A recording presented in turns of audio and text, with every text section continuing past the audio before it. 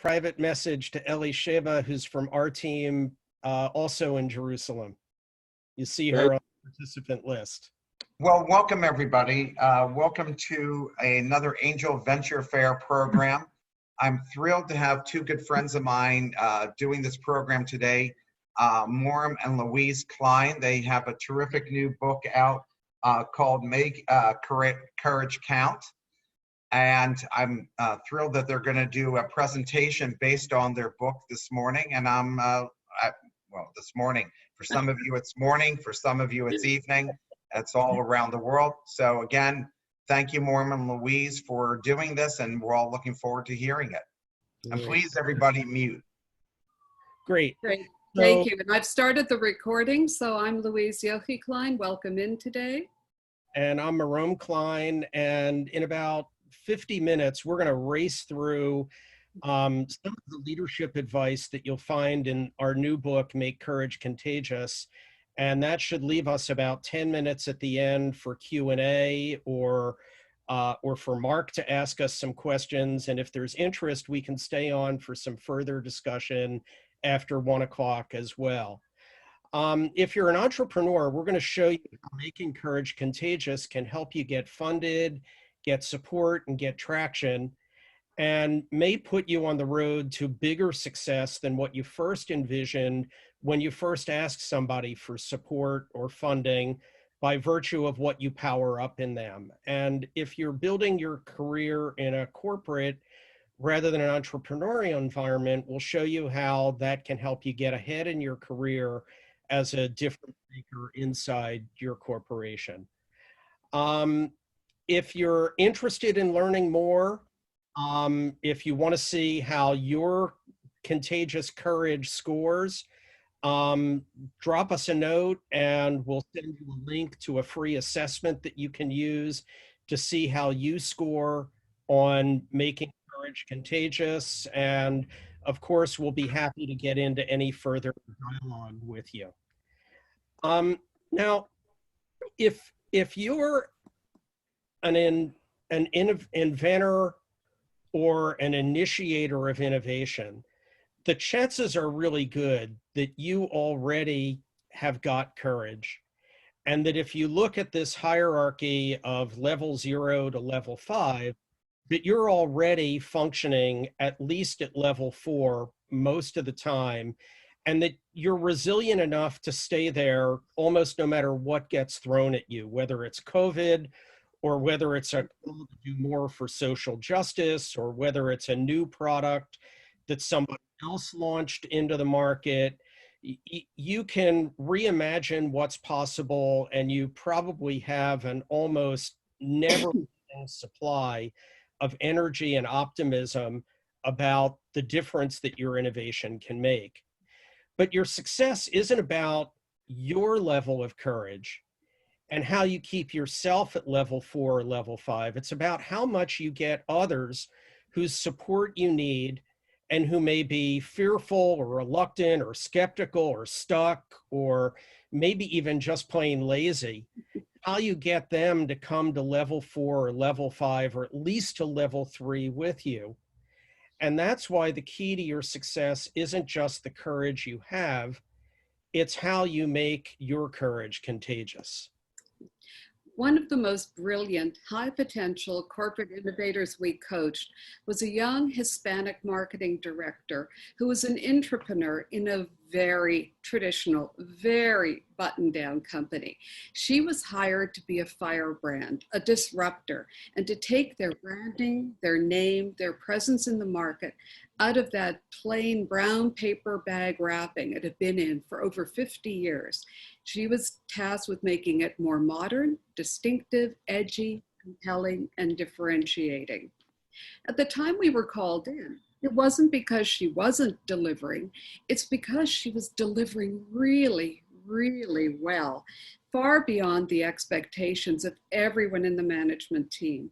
And the programs she was putting together and piloting were succeeding, but they were also making a lot of people very nervous, including her boss, who was part of the founding family who had started this business in his great-grandfather's generation.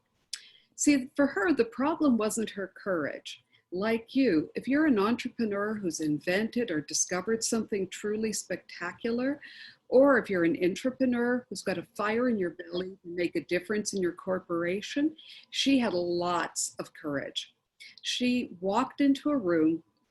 She beamed with level 3 can do energy, and her mind quickly went to level 4 can do solutions. But her courage was making everyone around her, except for the CEO and the CHRO, who were thrilled with her, but everyone else was really, really nervous. And their fear, their risk aversion, and their ultra polite, conflict averse tiptoeing around the fear was actually creating brick walls when she took those highly successful pilot programs and tried to ramp them up so that they could earn the corporation hundreds of millions in profits, not just a few million around the edges. That's when the CHRO called us in, because her boss was ready to have her head. The division VPs were getting impatient that she wasn't moving things faster, and she was the highest profile, high potential female, non-Anglo, non-white talent that the corporation had ever hired. Retaining her was not just critical for the brand and the marketing, but for sending a signal about the opportunity that other diverse talent could expect. One of the things she had to learn, though you may also have to learn if you're an entrepreneur looking for funding or looking for your first early adopter customers to give you proof of concept and a compelling real life user case, was how to read the fear of the people around her. She had to learn how fear comes in disguise when people with power, wealth, and expertise don't want to admit they're afraid. She had to own her power, not the part of her power that made her shrink down and lower her voice, because that wasn't how she was wired, but the power she wielded when she walked into a room without even knowing that she was wielding that kind of power, and that she was scaring the bejesus out of people who weren't used to women with her energy, her sharp wit, her panache, her style, and her competence. What we're suggesting to you to make courage contagious is that you need to develop the sensitivity to see adoption, not through your own eyes as the innovator, entrepreneur, intrapreneur who is level 4 or 5 and has already convinced yourself that it's safe and effective, but that you need to see the adoption curve as your users, your payers, collaborators, sister work teams, corporate functions, and especially as your investors will see it. So, you know, we see this all the time. And I mean, I'm looking at who's with us on the call, and a number of you we've been in due diligence teams with, and you see this as well, where an innovator is so eager and has so much personal courage that they literally don't give the other person an opportunity to ask a question or talk about a risk factor that needs to be mitigated. And they want to jump to the other side of this U prematurely. And they think they know the right answers to address the issues, but the problem is that the person on the other side senses impatient, judgment, dismissiveness, and the innovator doesn't see that his or her courage, like the marketing director Louise described, is actually stifling the courage rather than lifting the courage of people around them. And that's with an early adopter, an early adopter who's curious and inquisitive enough to go to the bottom of the U with you and grapple with the volatility and uncertainty and complexity and adversity, the VUCA conditions that may arise anytime something disruptive is launched into the market, and wants to see how you address it and wants to learn and wants to switch on their own creative juices and co-create with you to come out on the other side. If they're a majority adopter, they're not going to have the appetite to go as deep into the bottom of the U with you. And if you're dismissive and you stand on their courage rather than raise their courage, they're probably going to move on. And if they're a late adopter, then what they're going to want to see is that you've thought through the volatility and uncertainty and complexity and adversity, and you can give them ready-made solutions to build a bridge over the U. They're not going to have the appetite to go to the bottom of the U with you. So our best advice to make courage contagious is you've got to do your homework. You've got to find out who's early, who's late, who's majority, and you've got to tailor your approach to meet them on their terms. Louise? Great. With an early adopter, give them the time, the information, and collaboration to grapple with the VUCA realities alongside you and co-create or sharpen your answers. With a majority adopter, show them that engaging with you will be worth their time and will raise their credibility rather than embarrass them. So they hang in and do some of that grappling work with you. With late adopters, give them a paint by numbers formula and show them that it's been vetted and endorsed by key opinion leaders they respect and trust. Our other advice to build courage, in addition to doing your homework, is to use your intuition and your empathy. We're always amazed when we use coaching sessions to get into a more mindful and reflective space, how much more innovators understand about the needs, sensitivities, motivations, and fears of their partners. Then they allow themselves to imagine when they're racing forward with their own energy and their own chutzpah, pushing to get to that bottom of the U quickly and get a deal done. So we want to do a little activity right now.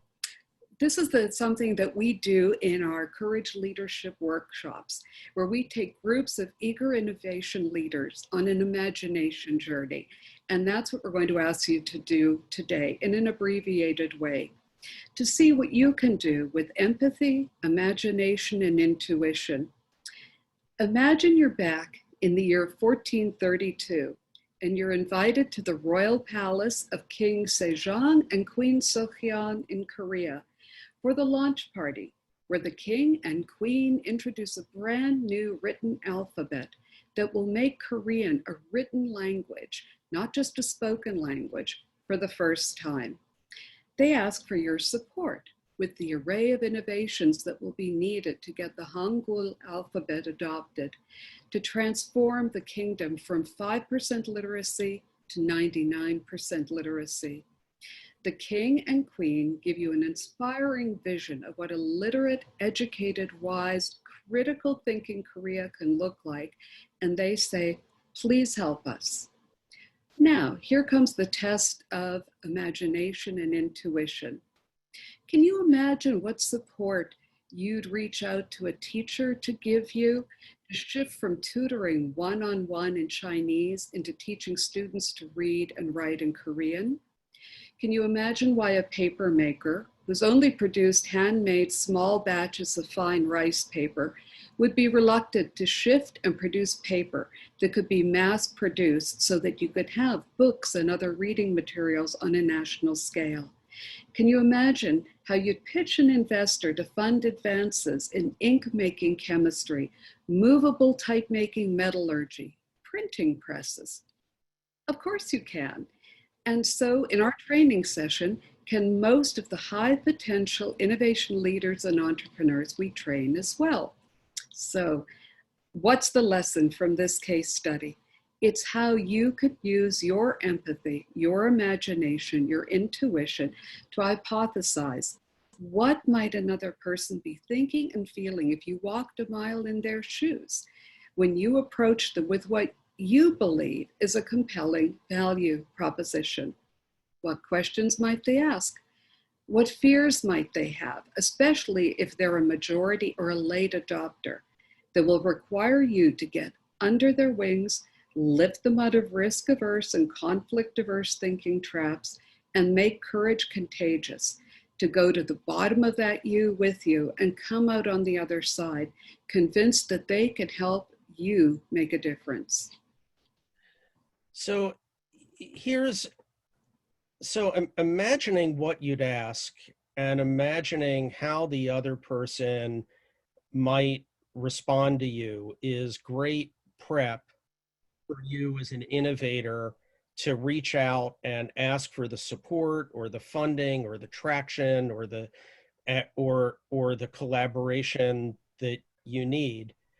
But it's really your dialogue that you get into once the wheels are turning and you're in interaction with that other person that either builds courage or erodes courage, and that keeps the dialogue stuck in any number of risk-averse traps that behavioral economists like Israeli Nobel laureate winner Daniel Kahneman has cataloged and others have cataloged that kind of keep people stuck in unimaginative thinking. Building courage is really taking people out of these risk-averse traps, and how you move the dialogue up from the red zones in this chart to the green zones in this chart. And your dialogue, it may start in an enabling way of feeling out the other person, having sympathy with the other person, hearing what's on their mind. But if you stay stuck in that enabling dialogue, you're going to end up lowering the dialogue to avoiding conflict, appeasing the other person, compromising on what's going to create value, and probably are not going to come out with moving the needle forward. You may say yes to what they're asking of you. You may capitulate to their terms. You may make them comfortable, but you're not going to make your courage contagious and really move the needle up the chart. And so the dialogues that we look for leaders to initiate are how you initiate ennobling dialogues and move the dialogue up the chain from compromising and avoiding conflict to using conflict so that you're generating not just the win-win solutions that's like, I got a little, you got a little, we're both okay with what came out of this, but where we're really getting creative and saying, okay, how do we make this into an even bigger win using the perspectives that we have and the diversity we have and the way we're looking at the situation in different eyes? How do we use that differently in order to drive a much higher level of value creation? And so making courage contagious is really all about that kind of ennobling to shift the dialogue. And the research that we started doing back years ago, when even before we published our first book on courage, we started looking at sales teams in adverse market conditions. Though we look back on them and it's nothing like what we're experiencing today, but we started looking at why was it in certain retail districts and certain retail divisions of a company that there were groups that were exceeding their sales projections while everybody else was languishing with the economic downturn. And we started asking questions. Was there something that they were doing differently? Were there ways that they were seeing opportunities that other people were missing? We asked the same question in some large pharmaceutical companies. Why was it that there's some product teams and some R&D teams that were finding ways of doing the formulations and doing the medicinal chemistry that other groups weren't able to do, or recruiting patients for studies that other groups couldn't recruit? And we started seeing that in the dialogues the leaders were having, they were moving things up this scale and shifting the dialogue from what was comfortable and risk averse and conflict averse to using those conflicts and using that diversity in a way that upped the level of courage, and with that upped the level of creativity and problem solving and ingenuity that the team had locked inside of them. And when we started looking at specifically what they were doing, we identified five different behaviors that leaders were showing, and 5 different behaviors that then started becoming so habitual that it became part of the fabric of the subculture of those organizational units. And so firing on those 5 cylinders, showing those 5 behaviors, is what we call the essence of a high encouragement quotient, or ENQ.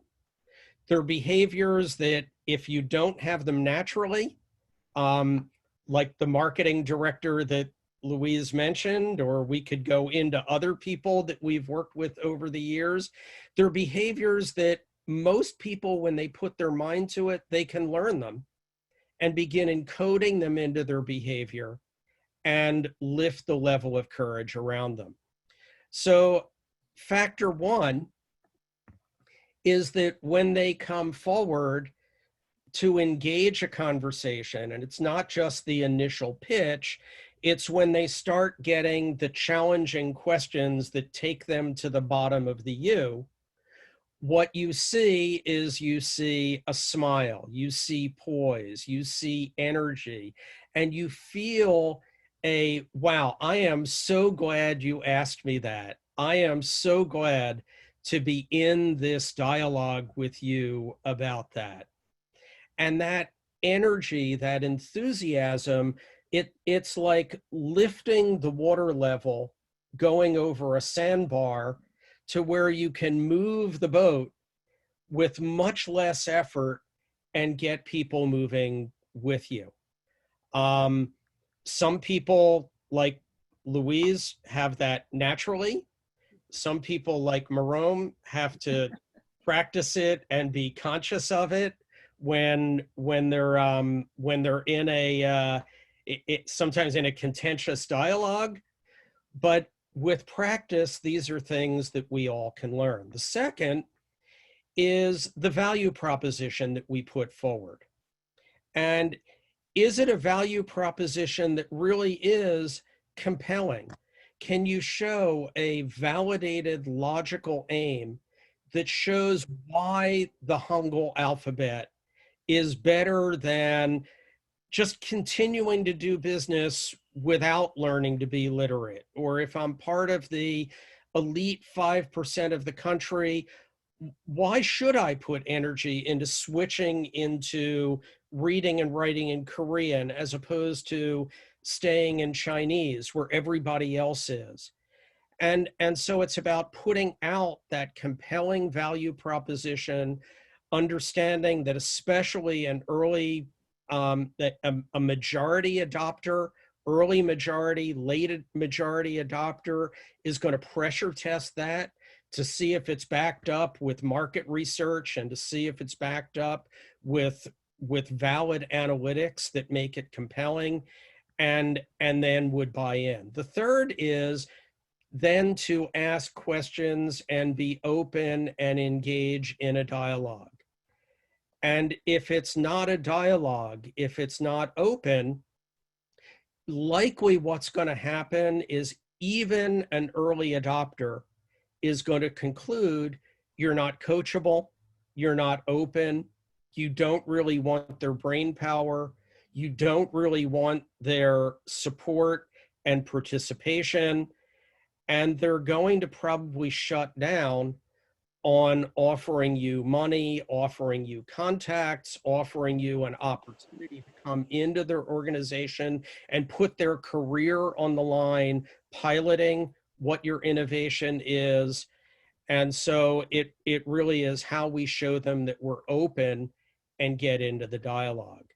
The fourth, which is backed up not only with our research, but for any of you that are familiar with Adam Grant's work at Wharton or familiar with Noam Wasserman's work out of MIT and now out of Stanford, is that givers generate far more traction and far more wealth than takers.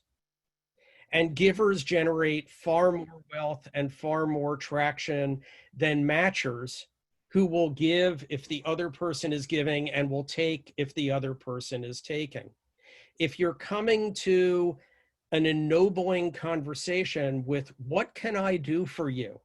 How can I help you be more successful? How can I help enrich you and create opportunity for you? How can we profit in this together? As opposed to getting stuck on valuation and control, and I don't want you encroaching in my territory, you're going to do far better at making courage contagious. And then the last factor is, how do we build a plan around putting that to work and coming out of the bottom of the U with something that's actually going to work and something that's going to be executable, starting with, do we have the talent we need? Do we know what talent we need? And are we architecting, not skating to where the puck is today or where it was yesterday, but thinking about where we've got to skate to where the puck is going to be after the next inflection point and after the next inflection point after that. So we might ask an entrepreneur questions like, who's going to be your next hire? When do you think you're going to need to bring in possibly a different CEO? Or if you're going to stay in the role of CEO, what are the things that you're going to need to learn in order for you to be able to execute and stay on top of a much larger enterprise than what you're doing today? And look at the plan and listen to the plan. And so it really is, these are the five courage building characteristics that we're looking for in a due diligence, that that some of the venture groups we work with have asked us to design an assessment to measure that in an entrepreneurial setting, as well as the corporate high potential leadership assessments that we've been using for decades on this, and that we've described for you in the Make Courage Contagious book.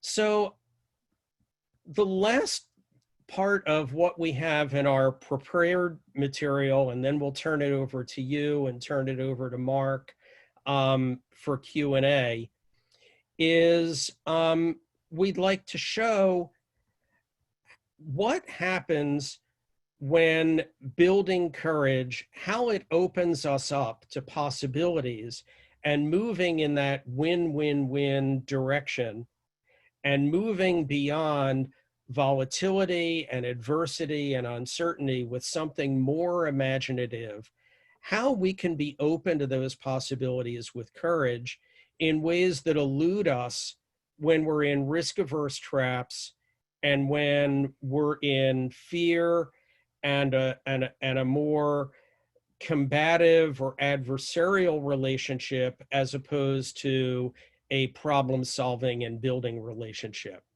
So let me ask you to read this phrase. I'm assuming that intuitively we all can relate to fear of failure. Fear of success may make you think a little bit, but if you think about the boss of the marketing director that Louise mentioned, that boss was afraid of her success. He was afraid of the company's success, that on her watch and under her marketing guidance went multiples of times beyond the trajectory that it was on under the ownership and under the direction of his family. And so we've seen the same. We've seen we've seen medical directors who get threatened by new technologies for clinical operations that entrepreneurs have introduced and pitched to clinical operations VPs, and the clinical operations VP comes in and the medical director goes, that's not the way we recruit patients, that's not how we manage trials. If it's successful, they're going to have to admit that there's a different hegemony and a shared hegemony that can take the enterprise forward. So hopefully the statement makes intuitive sense on a right brain level, and we're now going to switch this to a left brain exercise. And what I'm going to ask is that you take about 15 seconds, you count all the F's that are present in this, and write down the total that you have. And then after 15 seconds, we'll go on and we'll see how we've done.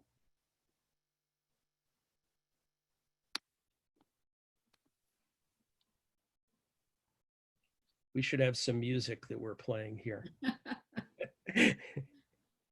Mark can hum for 15 seconds.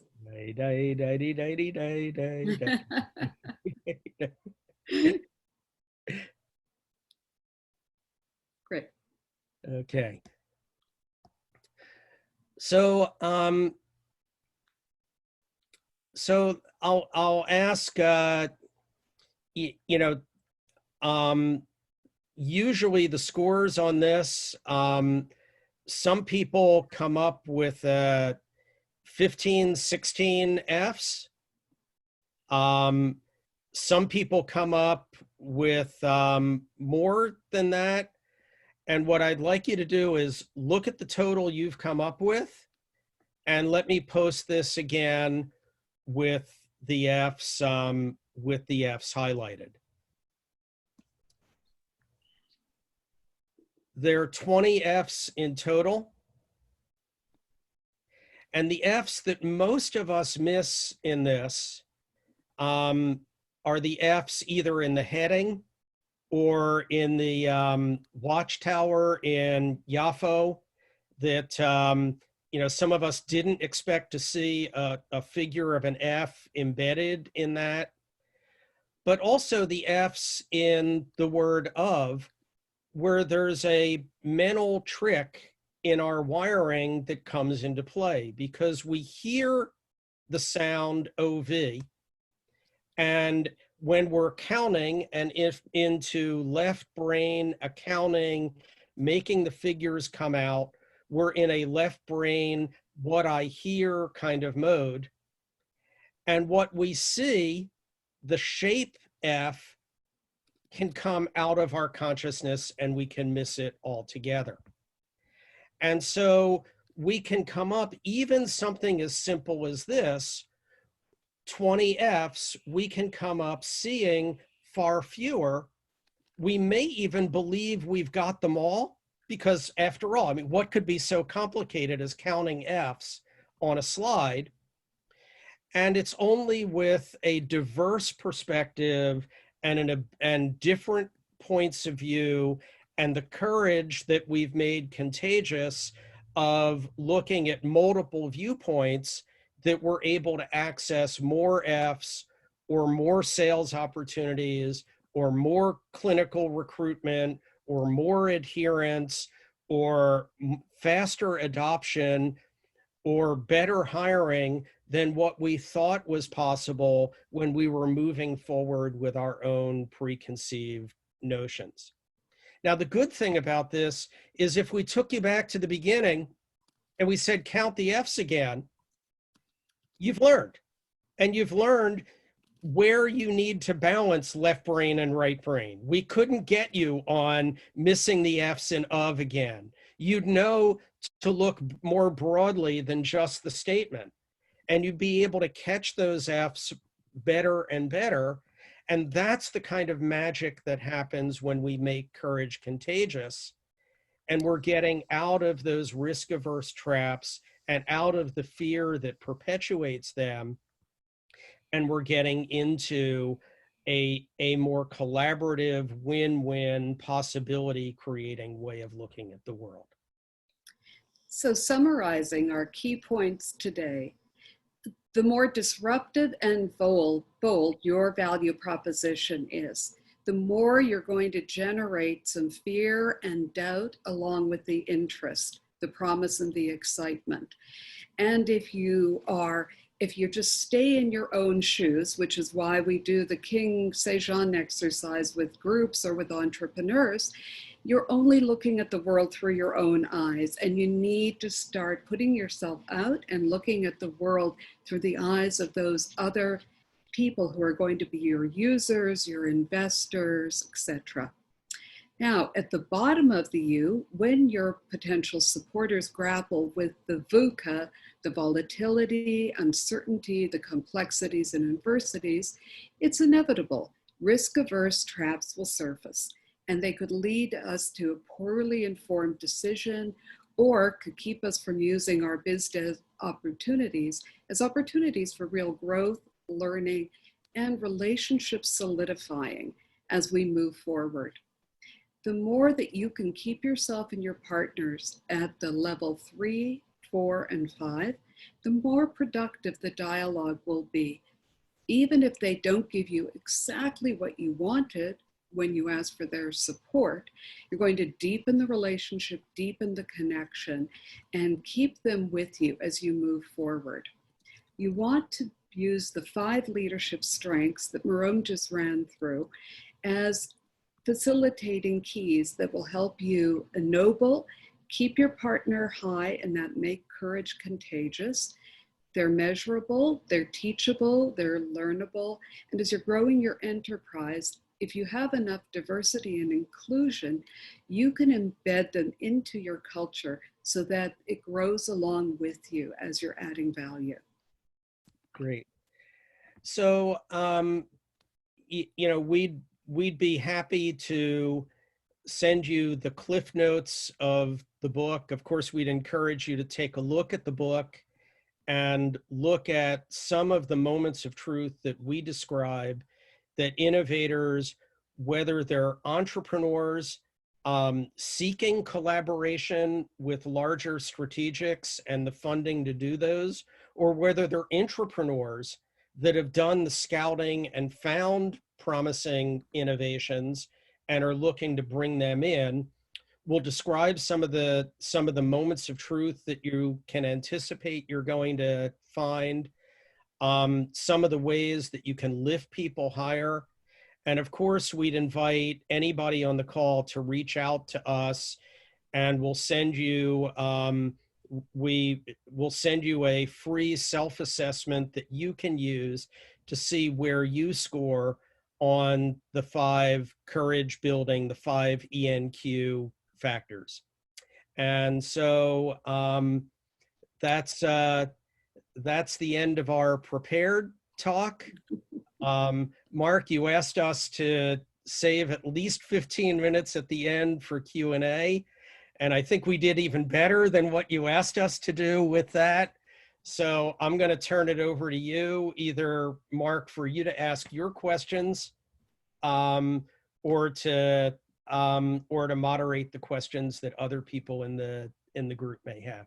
Well, certainly people can ask questions through chat, and that's what we would prefer that they do, not to just blurt them out, which would be so helpful. And so one of my first questions to you is, why did you even write this book? And this is your 3rd book. So just tell us the first 2 books you wrote, and then tell us why you wrote this one. Yeah. So the first book was about having courage. And that was, that was a book that I had a fire in my belly to write. It was, that at the time that we wrote it, nobody was really talking about courage outside of military psychologists. I mean, that was really the only place we were finding it in the literature. And yet what we were seeing was that the innovators that were making things happen, especially in large corporations, they were not buying into, and one of the people who's on the call today actually gave us the phrase risk-averse traps in a workshop that she co-led with us as the internal facilitator. And what we were seeing was that the people that were really making things happen had courage. By the third book, what we were seeing is the multiplicative effect, not only of those people having courage, but of them multiplying and powering up courage. And so it was really the evolution in our thinking on that that led us to go, you know what, we've got to write another book, because our thinking has really gone to a very different iteration on that. So of the companies that are out there that you think have done this well, what companies do you think do the process and methodology that you spoke about? Wow. Great question. Yeah. So and of course, I mean, my head goes two directions. One is to our clients, because we know them most intimately. And then the other is to our NDAs that we've signed of what we're able to say about those clients and what we're not able to say about those clients. But you know, you can, you know, you can look at, you know, look at a company locally like Quaker Chemical that was at, you know, in the last economic crisis, that their stock price was down at 5. They were in a commoditized market. And the last time I checked, their stock price was close to 200. And they've distinguished themselves as a premium provider in a highly price sensitive market, as a premium driver of value add and quality. You know, it takes a ton of courage for a board to commit to that, for managers to drive to that, for salespeople to drive to that, and any link in that chain, that whole value proposition can come apart. You look at what some pharmaceutical companies have done in the light of pricing pressures, more in the EU, but in the US, even though we're behind the times, we're going to come around to that as well. And you look at some of the combination therapies that they've launched and some of the innovative pricing structures that they've launched and the ways that they've truly committed themselves, not just to look at value based on dosing patients, but based on clinical impact, and to stand behind that. And again, what they've had to do at the bottom of the U, and to move from that'll never work and the regulators will never buy it and the caregivers will never adopt, to truly moving the needle on that. There's some amazing innovations that we've seen.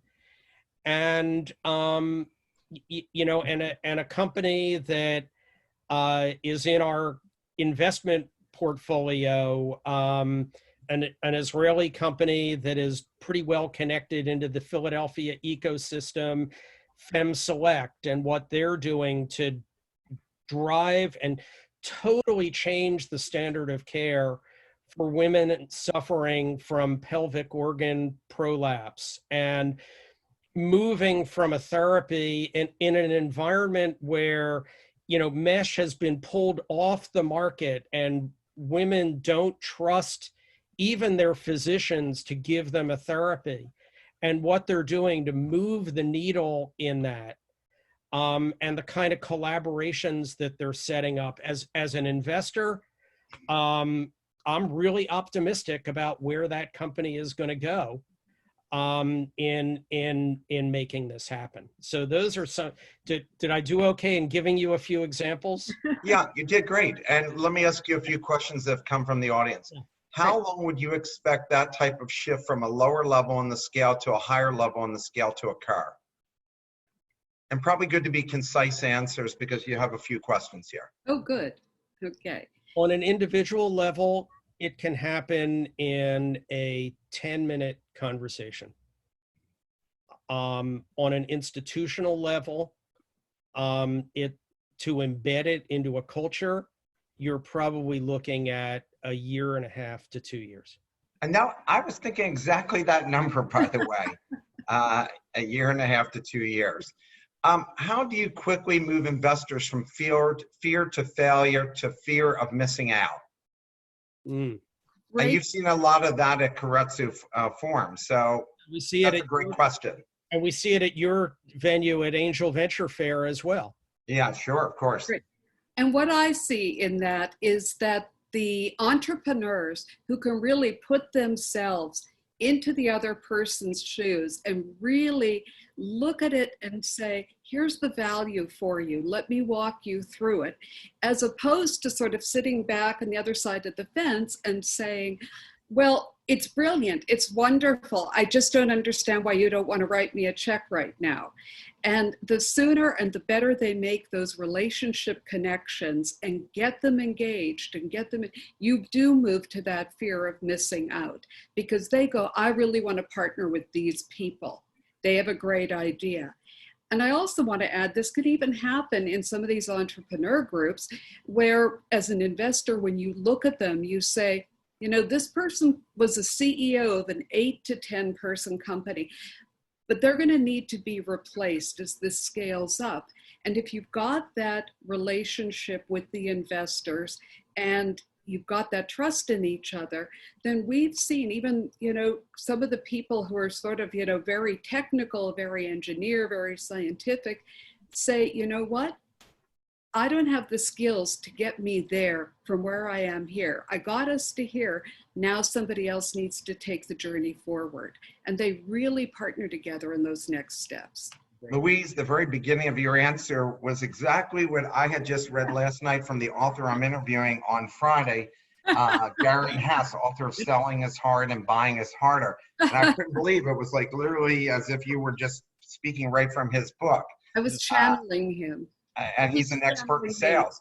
So let me ask you about the next question. So are you recommending that people join you for the next webinar as well, Mark? They already got emails on it, I'm sure.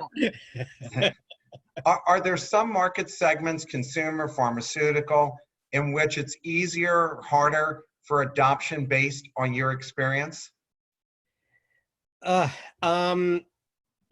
Yeah, if somebody is in a market where you can be in risk-averse thinking and make a ton of money, good luck moving the needle. It is way harder. It's in the markets, it's, you know, we found in the pharmaceutical field, it became much easier when market pressures and regulatory pressures were demanding different sets of questions from product teams and pricing and market teams. So I think if you're an innovator, you want to look for pain points and unmet needs. And if they're not there, you're going to have a really hard time moving the needle. I think based on my own experience, and a lot of it goes very much in line with what you've written in your book, that when companies are doing really well, they become risk adverse. Yes. And I work with a lot of family businesses, and the only time the family fights is when they're successful. Like they don't enjoy the success. Right. But when things are not going well, then everybody says, we got to come up with a plan B. And then the most entrepreneurial things happen. Senecor back in the early 90s almost died because Syntoxin, that they invested $1 billion, never came out, and ReaPro was what saved them, and then they ended up selling the company for $4.5 billion. Yeah. So is the greatest amount of innovation or risk-taking happen when they're on the precipice of failure? Absolutely. Absolutely. I mean, that wasn't a question, that was a statement that you made. And you're absolutely right. And it's really, but it also is when we're in a mode of coming together in a win win ennobling way. I mean, what I fear is happening in this country is that we're getting so adversarial and so mistrustful that even in the face of an undeniable threat, we're not coming together. We're not talking about how do we preserve one another's health and well-being and safety. And hey, I'm reminding you about a mask because not because I'm being critical of you or your politics, but because I'm looking out for you. And if we don't establish, that's why that foundation of a line in the south of that, of that circle that we put up is so important, that if we don't establish that trust of a common purpose and we're in this together, it really becomes, we become like rats going down with the ship rather than finding a better path forward. Well, that's why organizations and countries and empires fail. It is. I see there's some questions from Jaffe. Yeah, I'm going to read you the question as I've been doing. So do you believe that COVID-19 has generally encouraged investment in healthcare? And do you think that the risk is now seen to be reduced? I think that people are more inclined for looking at investment and looking at opportunity than they've been before, that out of every crisis, most savvy investors know that if they choose the right opportunities, it's a great opportunity to make money. I also think there are an awful lot of ventures that we've seen that have come to the table with Me Too, COVID-19. Yeah, we're on that bandwagon too. And they're almost too late to the party today. And when you ask about what is your business going to look like in 2021 or 2022, when we'd be looking for an exit, they don't have an answer about what that's going to be. And so I think you've got to be smart about that, and you've got to really be able to look at how you're going to scale and how you're going to look beyond the current crisis as well. Well, I think a lot of people call themselves COVID, even if they're not COVID, just like when blockchain was hot or .com, everybody started giving themselves a name. Exactly. People in the business world usually think they're better than they are. Business leaders are no exception. Followers can be led only so much. As a leader, do you persuade your followers that ENQ is genuine, honest, organic process, and not just a tactic to get pre-planned results? Oh God, I don't know who asked that question, but I love you. I love you. I won't call them out. Yeah. Well, our previous book was Lead from the Middle.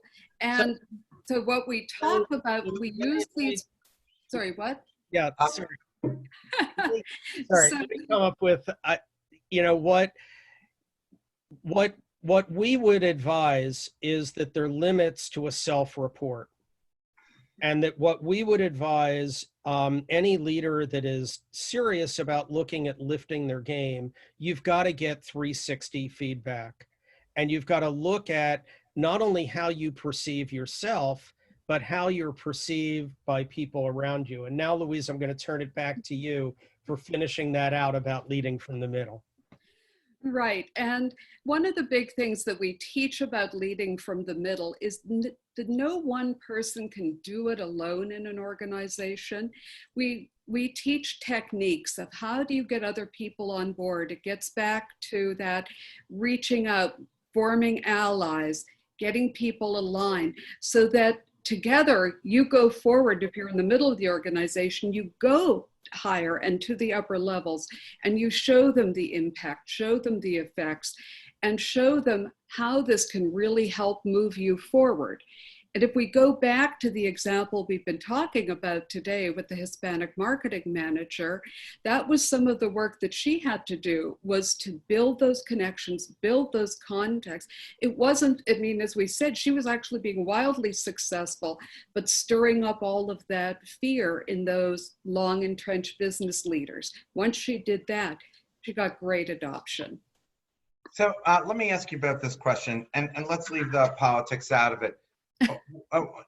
Let's just say, how could the president, not the name, but the president at this particular time kind of turn this whole situation around? Because we've been drifting and not in a positive direction. So if Yeah. you were advising him and his people, what would you be telling them based on your methodology for all this?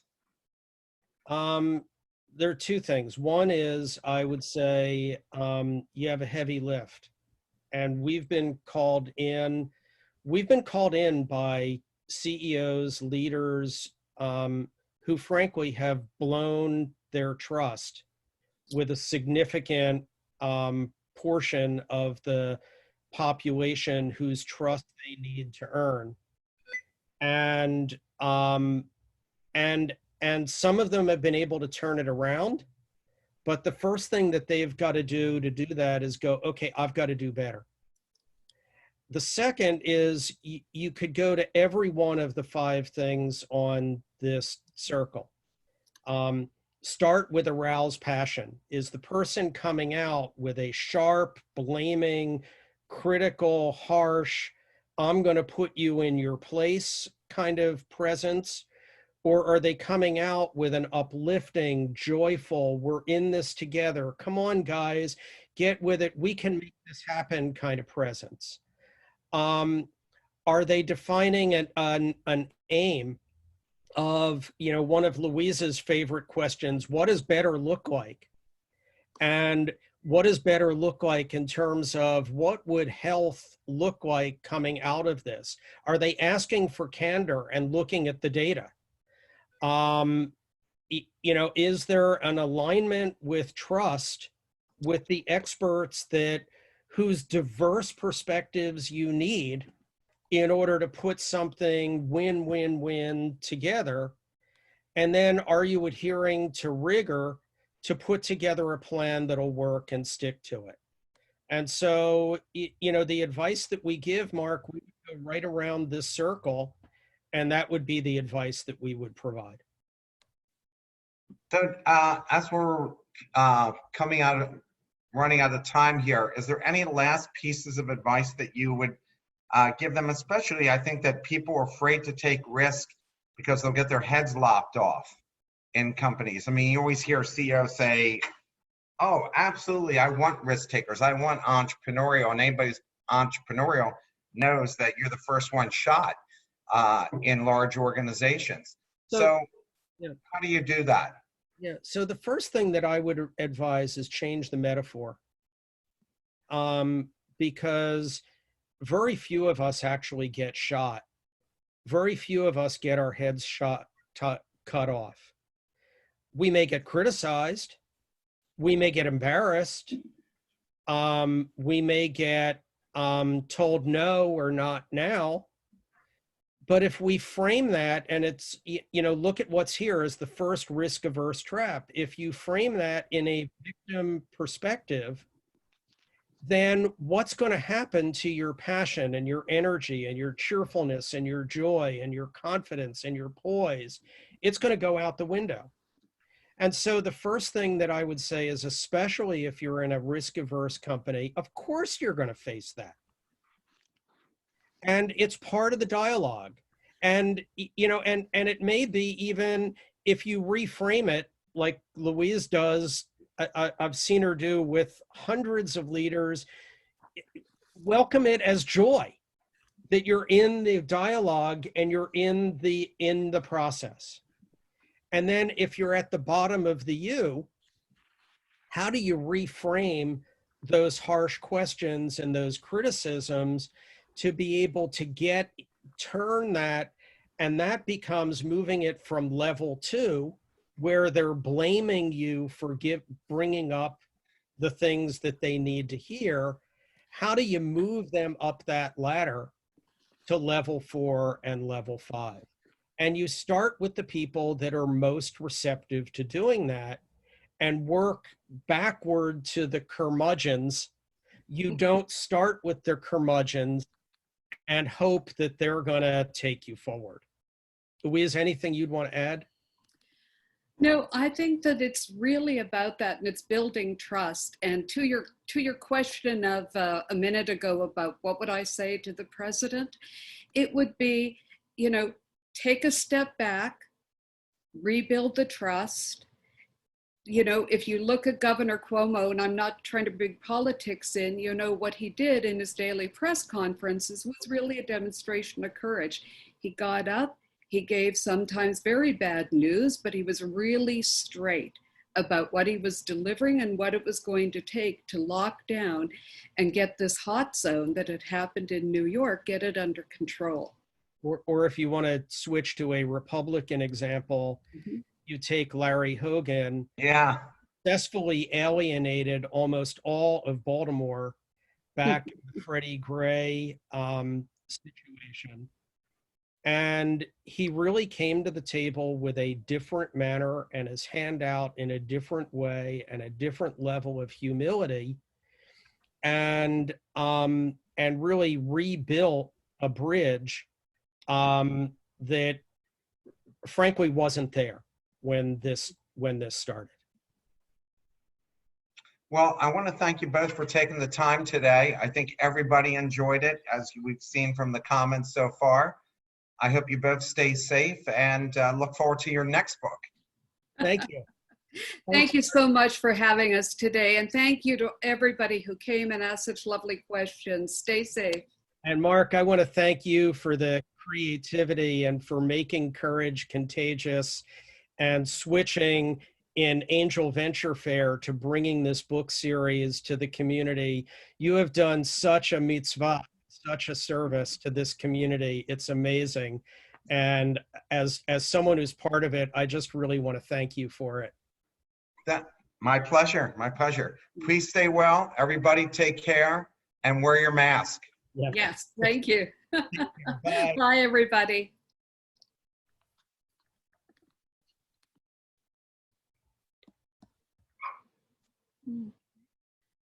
I'm going to stop the recording in just a minute. Okay, may as well now. Well done, Louise and Maram. Thank you. Appreciate it.